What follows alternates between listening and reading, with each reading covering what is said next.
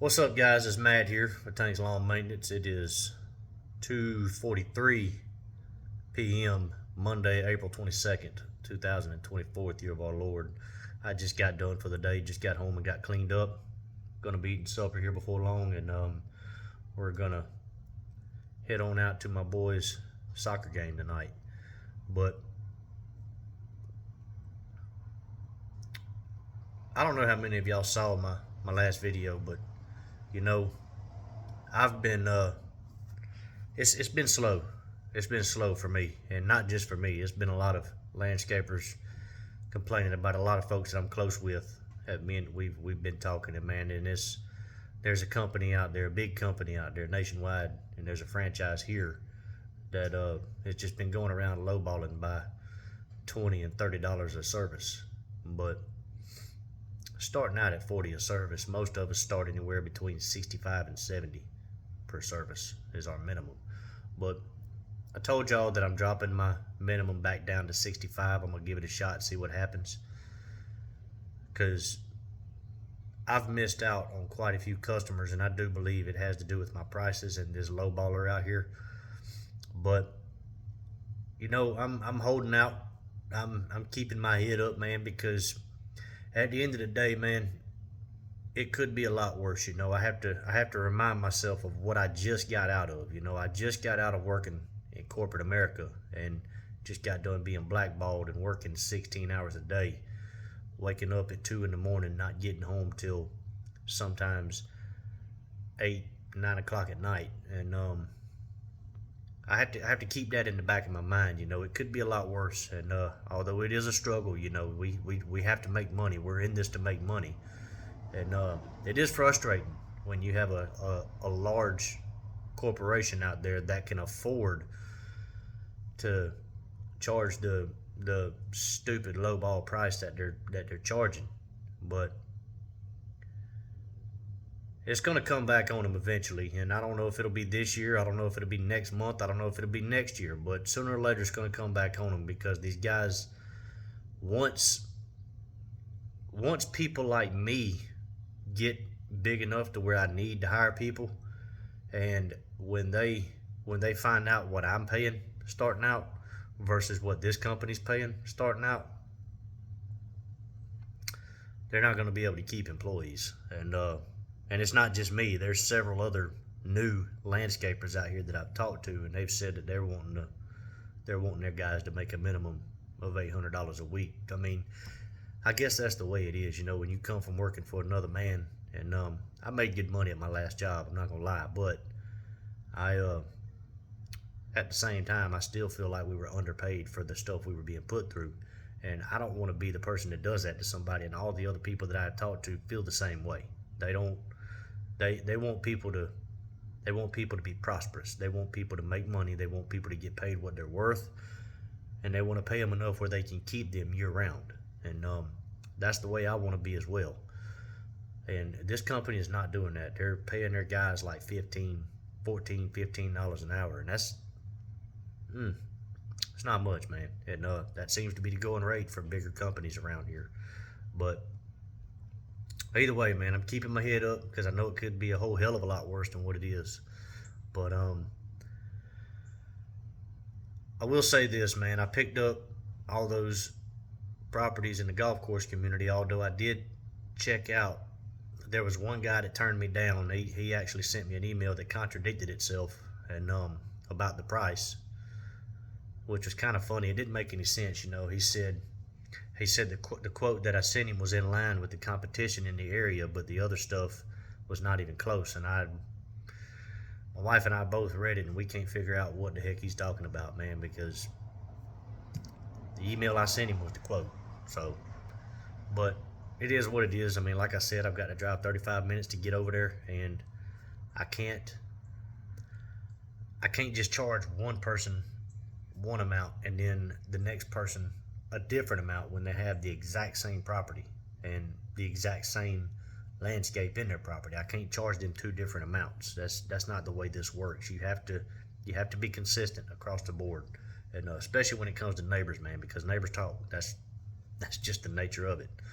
But He told me that, and then another lady, when I was over there Thursday, she had me check out her parents' house and her house.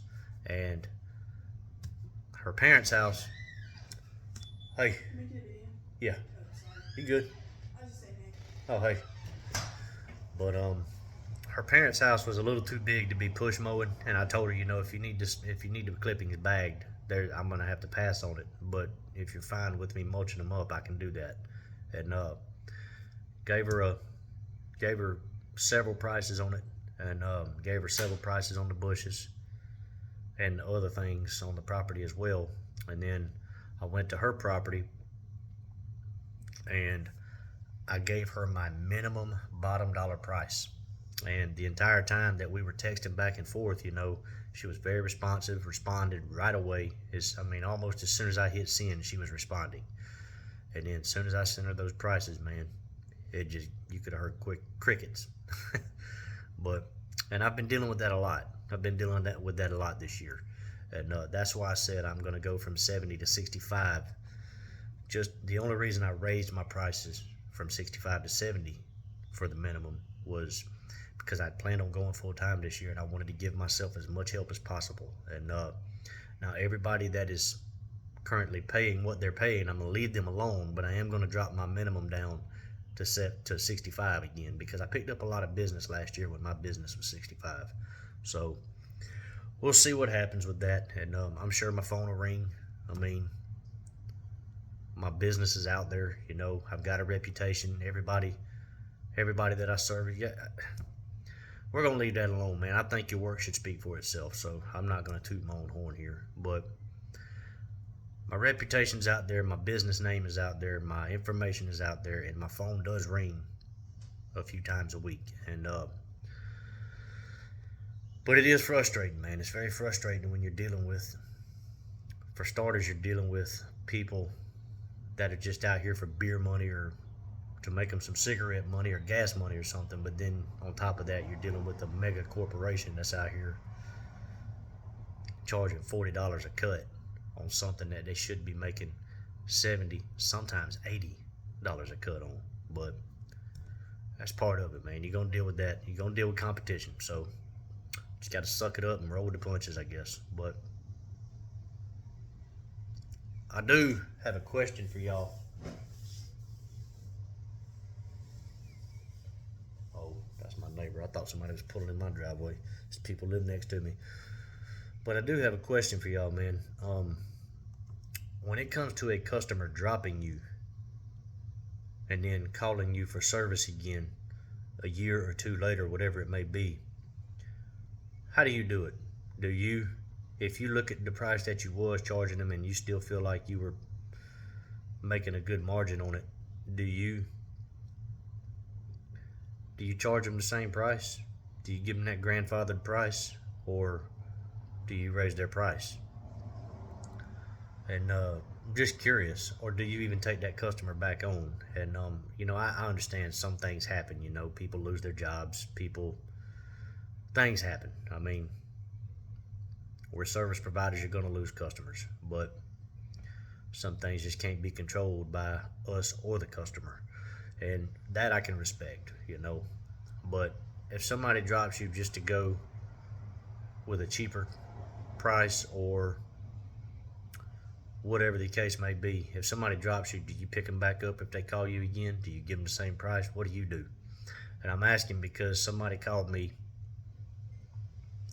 last night and asked me. It was a customer that dropped me at the very beginning of last year, and he wanted me to give him a 12-month contract last year, and at the time I didn't offer contracts.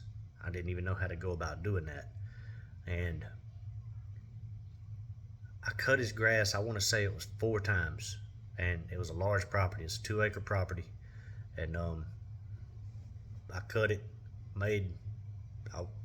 I don't even remember what I was charging him. I'd have to look, but I was making really good money on it.